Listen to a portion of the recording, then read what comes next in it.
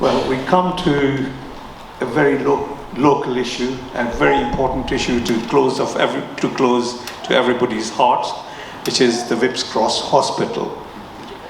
Whipps Cross Hospital is mentioned repeatedly with specific concerns about waiting times, closure of Margaret Centre and Connaught Day Centre, and the timing and size of the new hospital.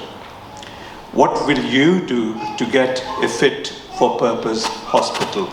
And the order of the speakers for this one is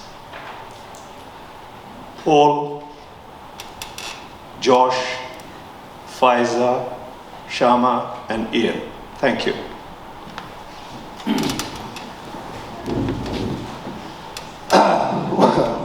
What will I do?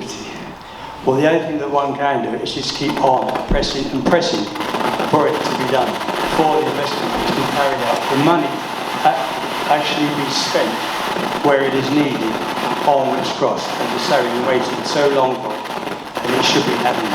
I'm not familiar, as I say, I'm not been into politics, I'm not familiar with all the ins and outs in the past, as that some of these candidates here would be far more informed than I am. There? Sorry, where was I on the track? Yeah, I mean, all I can say on this one is to press on with encouraging more investment on Whipps Cross and getting things done as it was originally planned to be done. Thank you. All right, stop me if you heard this one before.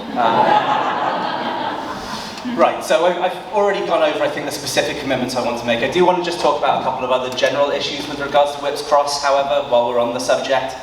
I was recently speaking to a constituent who said that they had recently had the experience of their wife lying on a gurney in the accident and emergency section of Whipps Cross for 14 hours. One of the specific commitments that the Lib Dems are prepared to make is increasing the funding available for A&E departments to make the crucial handovers from ambulance to ward, to make sure that that process can be streamlined and the trauma of that experience can be alleviated. That's, I think, a key priority for me at Whipps Cross. Whipps Cross obviously encounters a huge amount of ambulance traffic, as A&E is very busy. But there's no reason why people should be having that experience as they go through what is already a very difficult moment in their lives. Thank you.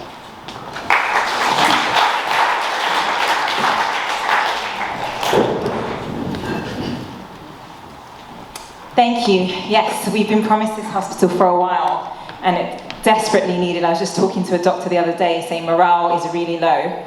Now look, let's hope that Labour comes through and says that they are going to build the hospital. The problem is, and I was in these internal discussions, you know, we also need someone that makes sure that the right type of hospital is being built, that again can go beyond party lines. And I think people don't understand how this often works. You know, as a candidate even, you get an email in the morning, an email in the evening, sometimes both, sometimes one or the other, and it tells you what to say, it tells you what the lines are. You go into a meeting with the council and they say, Faiza, you can't say that because you're Labour, and they give you a hard time. I wouldn't have to worry about that, and believe me, we are going to have to fight, because even if the money is put forward for a new hospital, there is a real concern right now that has less beds, makes no sense given demographic change in the area, that we have the Margaret Centre closed.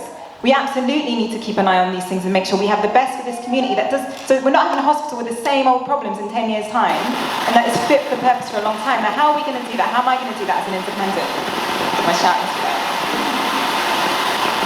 No, sorry.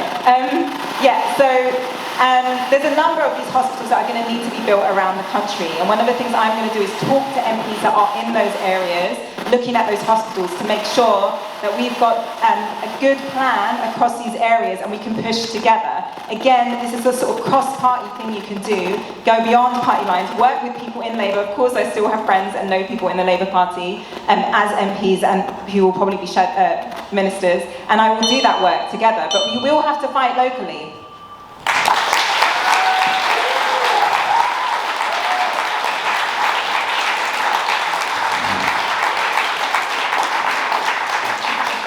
Whipps Cross, it's devastating to think about what people experience when they go to that hospital. A friend of mine yesterday, or earlier this week, his girlfriend was badly burned and had to wait 4 hours just to be registered into A&E. The hospital, apart from being the redevelopment and the rebuild of it, needs to have a conversation about how we actually support the services in the hospital. Now, there's a wider point here. I've got relationships obviously with the Labour front bench and how we can probably get things moving in terms of redevelopment. Absolutely, the Margaret Centre should not be closed. My experience of palliative care with my husband has been one really, really eye-opening. Palliative care absolutely needs much more support, and closing a centre for an area as wide that serves Whipps Cross serves, should not be something that's on the table. And I can say this freely. Just because I'm a member of a party doesn't mean I'm restricted to saying that and believing that. But I think there's a wider problem here. Whipps Cross on its own is emblematic of how the NHS is struggling. Hospital care is on its knees. We need to be investing heavily in community care, so GP surgeries are taking some of the slack, that community health is actually supported. Because actually the NHS and hospital care cannot keep functioning the way it is. So rebuild is one thing, and absolutely I will do all I can from day one to make sure that development happens, and Labour has committed to 6 hospitals in London, Whipps Cross being one of them. But there's a wider point about health. Health absolutely is on its knees. I have friends and family who are doctors, nurses, whose morale is on the floor. We absolutely need to be supporting community care, investing in community care, investing in our staff in these hospitals as well.